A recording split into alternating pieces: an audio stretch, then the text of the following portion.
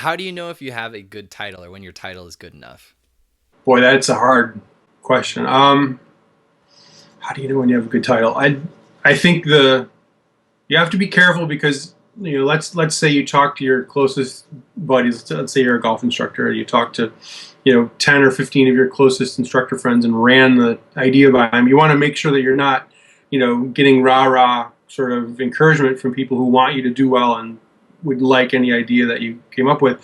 I think the for me the golf instruction titles that resonate are the ones that casual, not non-golfers, but casual golfers can read and interpret and understand, even if they wouldn't necessarily buy that book. It's something that when they read the title, they're like, "Oh yeah, okay, I get the general idea of what that's trying to accomplish." Like Tony Ruggiero's book, Lessons from the Legends. I think even if you don't know who he is or what that book's about, when you read that, you're like, "Oh, I bet you he's going to tell me some stories about people like Ben Crenshaw." And actually the book is a collection of stories.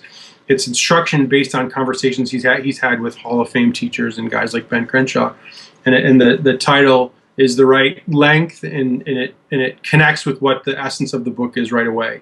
I don't think there's not really a. I wish I could say there's a magic formula to doing it.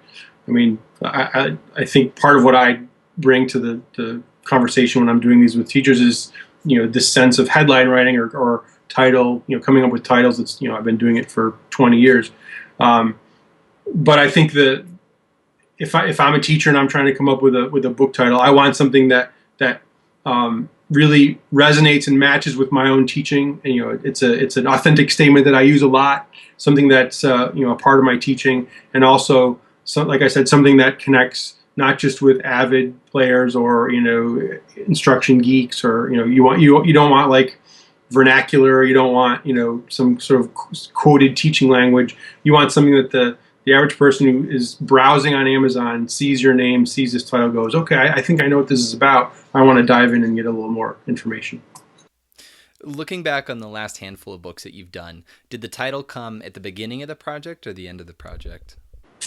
It almost always comes at the beginning, because I think if you can come up with a good title, it allows you to sort of sharpen the point of the spear and go after what the substance of the book is going to be.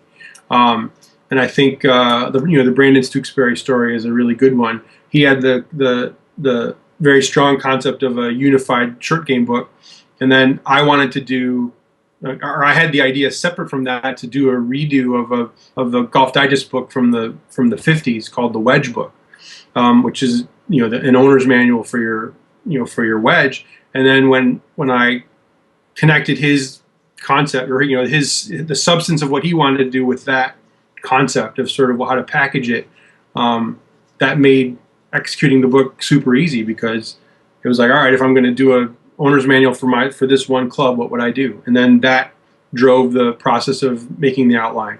Tony's book, the same way. The title came very early in the process, and I think if you get the right title, it inspires the teacher, and it inspires, if I'm the person helping and ghostwriting, it gives everybody a real sort of keen sense of direction about where the book's going to go.